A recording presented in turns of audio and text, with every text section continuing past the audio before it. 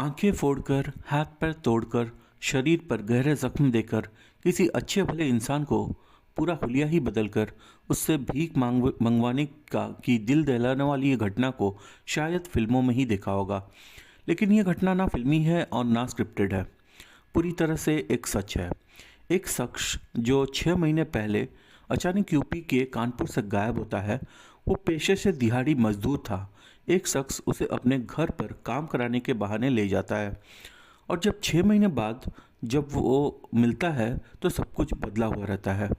जिन आंखों से देखकर और हाथों से मेहनत करके वो 2 वक्त की रोटी कमाता था, अब वो ऐसा कुछ करने के काबिल नहीं रहा।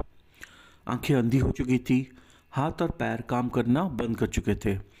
एक तरह से अपंग, चेहरा बदल चुका था, गले से ठीक से आवाज़ भी नहीं निकल रही थी।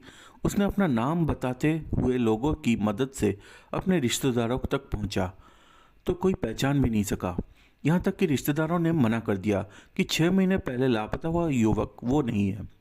लेकिन जब उनकी सबकी नज़र उसके आवाज़ पर पड़ी, तो वो सुनकर उनके नाम बता दिए, परिवार से जुड़ी सारी बातें बता दी। तब सभी को यकीन हो गया था कि उसके बाद जो उसने अपनी आप बीती सुनाई, तो वो सबके रोंगटे खड़े कर दिए। आज की कहानी में कानपुर के सुरेश मांझी के मजदूर से भिखारी बनने की पूरी कहानी है। तो चलिए शुरू करते हैं। कानपुर का नौबस्ता थाना एरिया, यहाँ की अश्वदा नगर कॉलोनी में एक कच्ची बस्ती है। वहाँ पर एक दिहाड़ी मजदूर सुरेश मांझी रहता था। करीब 8 साल पहले शादी हुई थी। 1 साल बाद ही एक बेटी का जन्म भी हुआ था। लेकिन बच्ची होने के कुछ साल के बाद ही अचानक उसकी पत्नी कहीं चली गई थी। तब से बेटी को वो उसके भाई का परिवार पालता है। सुरेश मांझी खुद रोजाना सड़क के किनारे खड़ा होकर मजदूरी का इंतज़ार करते रहते थे और करीब 6 महीने पहले भी काम की तलाश में वो घर से बाहर निकले थे, लेकिन फिर नहीं लौटे। 30 अक्टूबर की शाम को जब छठ पूजा के लिए लोग पूजा घाट पर जा रहे थे, तभी कानपुर के किदवई नगर में एक युवक ने शोर मचाना शुरू किया, बचा लो बचा लो। वो लगातार चीखता रहा। वहाँ लोग जुटने लगे तो एक गाड़ी से उस शख्स को उतार कर बाकी लोग फरार हो गए। वो युवक देख नहीं सकता था, न चल पा रहा था। जरा सा उठते ही उसके हाथ पैर लड़खड़ाने लगते थे और उसने लोगों से पूछा कि ये कानपुर ही है ना। तब लोगों ने हाँ में जवाब दिया। इसके बाद उसने बताया कि उसे भिखारी गैंग ने अगवा करके आंखें फोड़ दी, नशीली इंजेक्शन देकर अधमरा बना दिया है और जब हालत ख़राब हो गई तब यहाँ ले आए। मुझे किसी तरह से नौबस्ता की बस्ती में पहुँचा दे। वहाँ किसी तरह से लाए जाने पर उसके रिश्तेदार पहचान नहीं पाए, पर फिर भी किसी तरह से उसे पहचाना गया। तब उस भिखारी ने अपनी पूरी कहानी सुनाई। भिखारी गैंग से बचकर लौटे सुरेश मांझी ने बताया कि 6 महीने पहले मुझे रोजाना की तरह किदवई नगर लेबर मंडी के पास खड़ा था, इस इंतज़ार में कि आज भी कोई दिहाड़ी का काम मिल जाएगा। उसी समय मछरिया गुलाबी बिल्डिंग के आसपास में रहने वाला एक शख्स मुझे अपने साथ काम के सिलसिले में ले गया। बातचीत से पता चला कि उसका नाम विजय है और काम करते हुए उसने कुछ खाने का सामान भी दिया। उसने कुछ नशीली पदार्थ उसमें मिला दिया था। खाने के बाद मुझे कुछ अजीब सा लगने लगा। तभी उसने मेरी आंखों में कुछ केमिकल जैसा डाल दिया, जिस वजह से मुझे कुछ भी दिखाई नहीं दे रहा था। मैं अंधा ही हो गया था।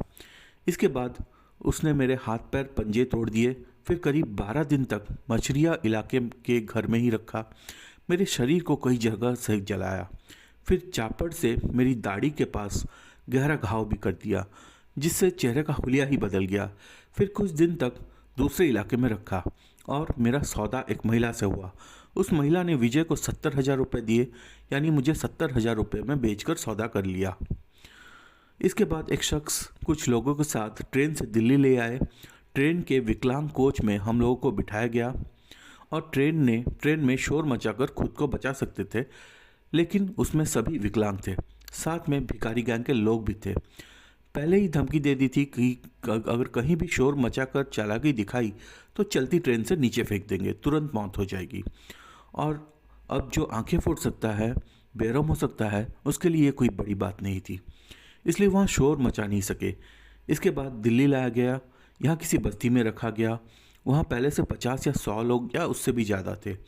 यहाँ लाने के बाद भी कई यातनाएं दी गई, नशीली इंजेक्शन दिए गए, जिससे हाथ पैर काम करना पूरी तरह बंद कर दिया।